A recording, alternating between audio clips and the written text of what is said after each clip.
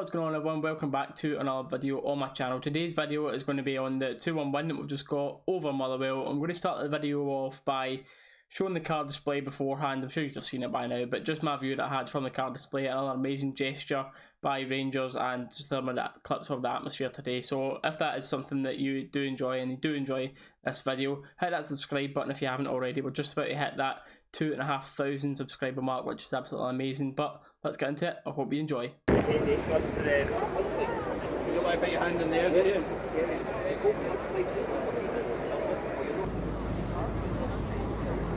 Pushing back, yeah.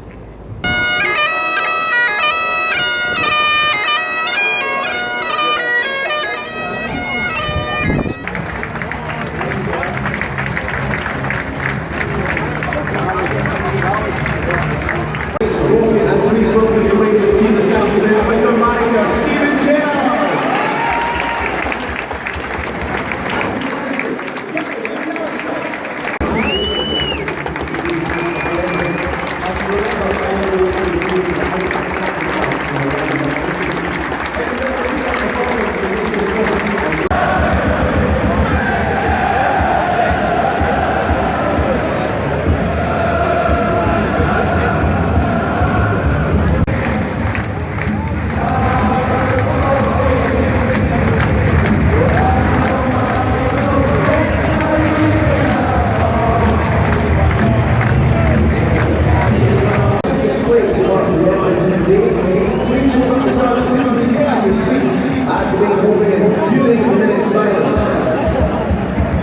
Ladies and gentlemen, please hold the up to the pitch. Yes, we venture and venture with the love of the centre. Leading the teams out of the tribute to all those men who made the ultimate sacrifice in the line of duty.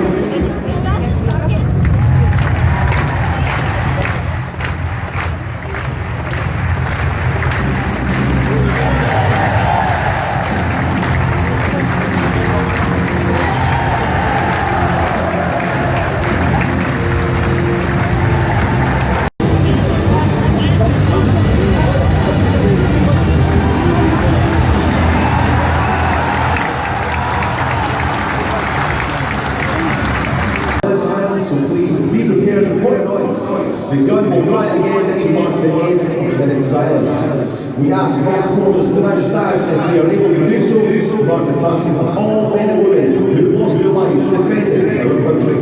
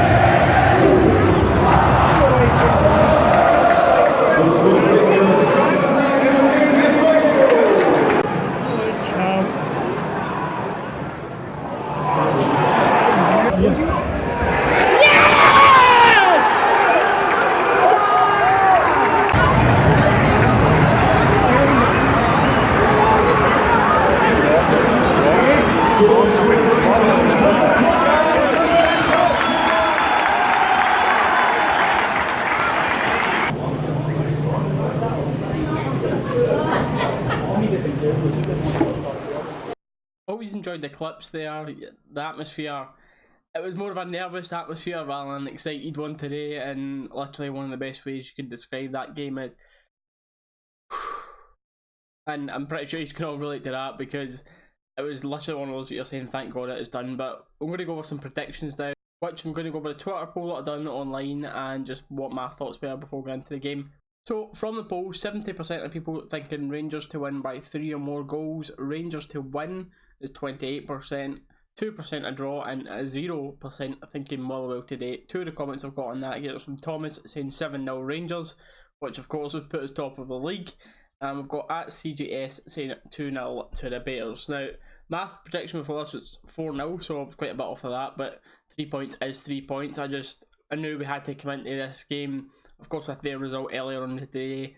We had to win 5-0 to go top of the league, but most importantly was getting the 3 points and hopefully scoring a good few goals to keep up and goal difference with them. So going over the team, it was changed quite a bit from midweek and Thursday. Was that because of knocks to people or just a precaution from likes of Kent and Jack, who just coming back from injury? Who knows? But Kamara, Kent, Jack and Morelos all came out of the squad for midweek, and in came Aribo, Arfield, Stewart and Defoe went up top. Going over the players' performances today, thought McGregor unlucky with the first goal. Apart from that, it wasn't really tested too much, never really had much to do. You could see the passion, especially when we were 1-0 down, 1 each, and he's rushing out to almost the halfway line to bark orders at people. I wish we had a player like that actually outside, well, you know what I mean, outfield, and not just McGregor doing that. We need more players like that in the team, being that sort of inspirational person to cheer the team on to obviously getting the results we need. The back four, Borna again, probably my man in the match. Helander, thought he was, could he be at fault for their first goal? Yes and no.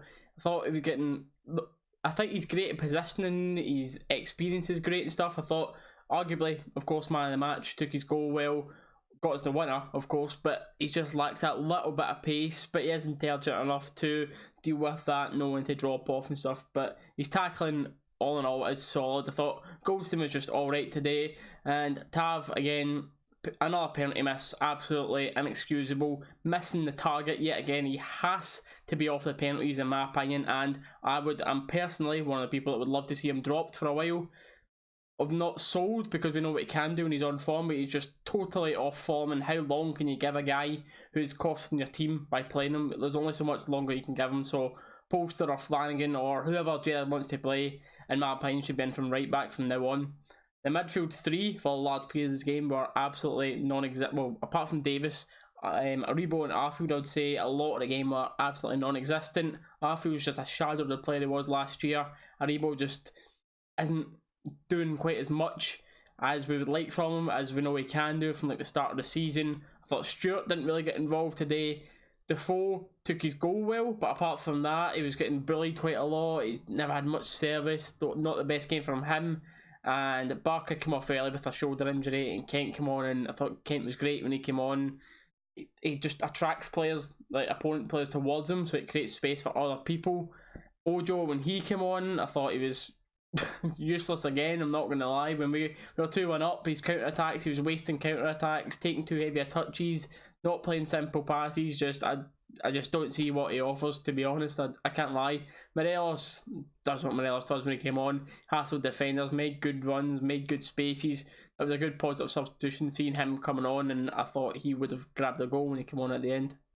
So although we did get the 3 points, it was not a very pleasing performance on the eye today. There was so many gaps in that midfield. No one was linking up midfield attack for long periods of the game. There was no...